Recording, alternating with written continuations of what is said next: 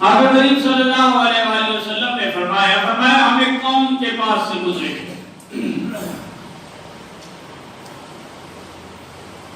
کچھ لوگ تھے ان کے پاس سے ہم گزرے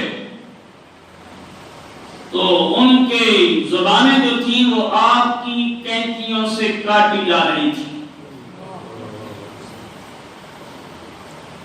ہم جو بھی بات کرتے ہیں، بولتے ہیں، جو بھی ہمارا طریقہ کار ہوتا ہے،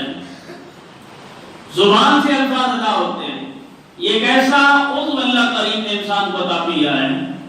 کہ انسان اس سے تلاوت کرے، نعت پڑھے، ذکر اذکار کرے، بےہودہ گفتگو کرے، یہ اس کے اپنے اختیار میں ہوتا ہے۔ مگر یہاں جس وجہ سے زبانیں کاٹی جا رہی ہیں اور جس کو حضور بیان فرما رہے ہیں، یہ وجہ اور ہے۔ حضور فرماتے ہیں قوم کے پاس سے گزرے، ان کی زبانیں آگ کی کینچی سے کاٹی جا رہی تھی۔ تو میں نے پوچھا کہ جبرائیل یہ کون لوگ ہیں جن کی زبانیں آگ کی کینچی سے آج کاٹی جا رہی ہیں؟ تو حضرت جبرائیل امین عرض کرتے ہیں، یا رسول اللہ، یہ آپ کی امت کے خطیب ہیں، یہ آپ کی امت کے مقربین ہیں، یہ آپ کی امت کے واعظین ہیں، جو لوگوں کو نیکی کا حکم دیتے تھے اور خود بھول جاتے تھے، یا مسائل شرعیہ کسی خوف یا لالچ کی وجہ سے حق بیان نہیں کرتے تھے۔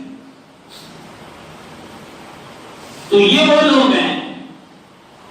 کہ جو دین متین کو اپنے اوپر لاگو نہیں کرتے، صرف لوگوں کے آگے بیان کرتے ہیں، یا زمانے کی رسم و رواج کا شکار ہو کر حق بیان کرنے سے قاصر رہتے ہیں، چاہے لالچ کی وجہ سے قاصر رہتے ہیں، چاہے خوف کی وجہ سے قاصر رہتے ہیں۔ حضور نے مشاہدات میں یہ واقعہ بیان کر کے اس ممبر پر بیٹھنے والوں کو متنبہ کر دیا کہ یہ ممبر اتنا عظیم ہے کہ اگر اس کا حق ادا نہ کیا گیا تو پھر مرنے کے بعد اس عذاب کا انتظار کرو۔ جتنا اعلیٰ منصب ہے اور جتنی بڑی ذمہ داری ہے، اتنا ہی اس کے تقاضے بڑے ہوتے ہیں۔ نبی کریم صلی اللہ علیہ وآلہ وسلم